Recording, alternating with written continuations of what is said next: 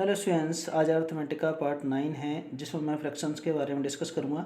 तो देखो इसमें इस वीडियो जो मेरा टारगेट यही है कि मैं इसमें ज़्यादा से ज़्यादा सीखने का मतलब हम क्वेश्चंस को सॉल्व कर पाएँ। जैसे कि फ्रैक्शन में सेम डिनोमिनेटर तो कैसे सॉल्व करते हैं और डिफरेंट डिनोमिनेटर तो कैसे सॉल्व करते हैं। फ्रैक्शन क्या होती हैं, कितने टाइप्स की होती हैं, जैसे कि प्रॉपर फ्रैक्शन, इम्प्रॉपर फ्रैक्शन।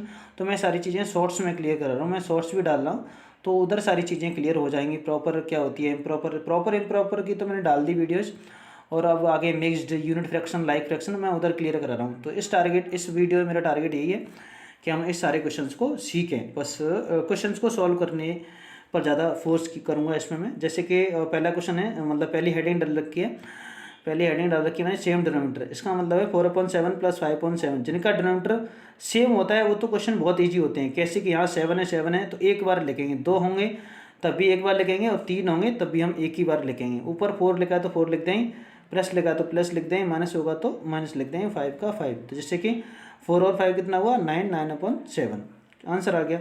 उसी तरह देखो सेकंड, ये इसमें 2 थे, फर्स्ट ये, सेकंड है इसमें 3 वाला। तो 3/13 + 4/13 + 10/13। तो देखो सेम डिनोमीटर है तो कोई हमको टेंशन नहीं है। 13 कितनी बार लिखा हो, सिर्फ एक बार लिखें। यहाँ पर 13 आ गया। अब देखो 3 का 3 लिख दिया, प्लस का प्लस, यहाँ 4 का 4, प्लस का प्लस, और 10 का 10। 10 और 4 14, 14 और 3 17, 17/13 क्या हो गया आंसर।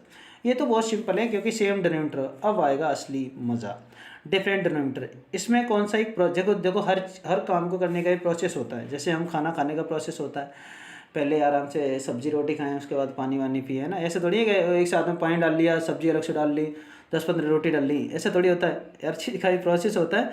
तो इसमें हम एक प्रोसेस लगाएंगे, LDM मेथड, एक मेथड लगाएंगे। एक प्रोसेस है इसका, किस मेथड से करेंगे, LDM मेथड। तो LDM का मतलब, एल का मतलब एलसीएम लेंगे। किसका एलसीएम लेंगे, डिनोमीटर का। किसका एलसीएम लेंगे, डिनोमीटर का, है ना। और उसके बाद क्या करेंगे, डिवाइड। उसके बाद क्या करेंगे, मल्टीप्लाई। तो जैसे हम इस एलसीएम लेने के बाद, डिवाइड करने के बाद, मल्टीप्लाई करने के बाद, तीनों स्टेप्स हम कंप्लीट करेंगे तो वैसे ही क्वेश्चन ऑटोमेटिकली क्या हो जाएगा, कंप्लीट हो जाएगा। जैसे कि पहला क्वेश्चन लिखा है 4/3 + 5/2। तो पहले मैंने लिखा है एलसीएम डिनोमीटर।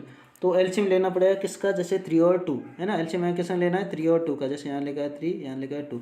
तो एलसीएम मैंने प्रीवियस वीडियो जहाँ पढ़ाया है, यहाँ पर भी देखो। जैसे सबसे पहले 2 का डिवाइड करेंगे, 3 में नहीं जाएगा, बड़े भाई साहब हैं। 2 1 जा 2। अब कितने से देंगे, 3 से देंगे, है ना। देखो कितना आया, 3 1 जा 3। ये तो पहले से ही मरा हुआ है बेचारा। अब देखो 2 3 जा 6 एलसीएम आया। कितना आया एलसीएम आया, 6। अब देखो यहाँ 6 लिख दिया। तो पहला स्टेप क्या हो गया, ये कंप्लीट हो गया। हम डिनोमीटर का क्या ले लिया, एलसीएम। अब आगे बात करते हैं, एलसीएम के बाद क्या करेंगे, डिवाइड।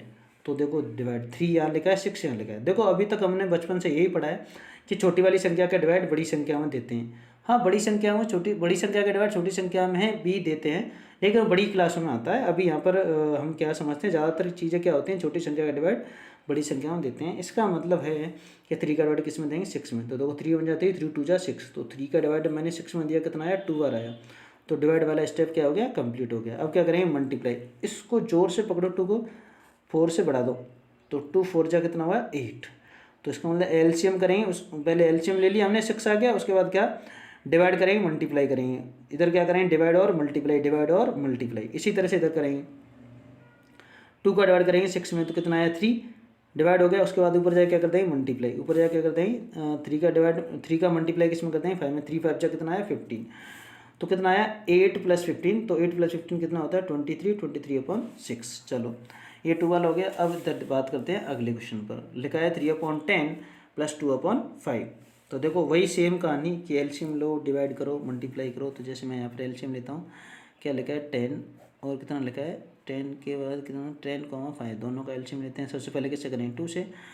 2 5 जा 10, और ये यहाँ 5 हो गया। अब कितने से दे देंगे, 5 से। तो कितना होगा, 5 1 जा 5। तुमको यहाँ नहीं निकलना है, मैं तो समझा रहा हूँ। तुमको लास्ट वाले पेज पे, पीछे वाले पेज पे एलसीएम निकलना है ना। यहाँ नहीं निकलना है, यहाँ निकालो तो बेकार लगेगा, इस वजह से यहाँ नहीं निकालना है। तो एलसीएम कितना है, देखो 2 5 जा कितना आया, 10। 10 एलसीएम आया, तो मैंने कितना लिख दिया, 10 लिख दिया।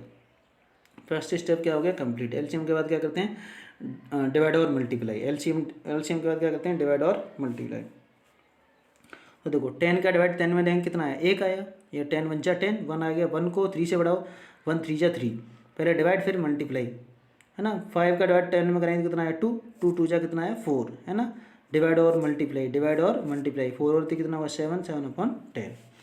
तो ये सारी चीज़ें मतलब जैसे इसमें दो टाइप के क्वेश्चंस मैंने सॉल्व कराए हैं, एक तो जिनका डिनोमिनेटर सेम होता है, दूसरा जिनका डिनोमिनेटर क्या होता है, डिफरेंट होता है।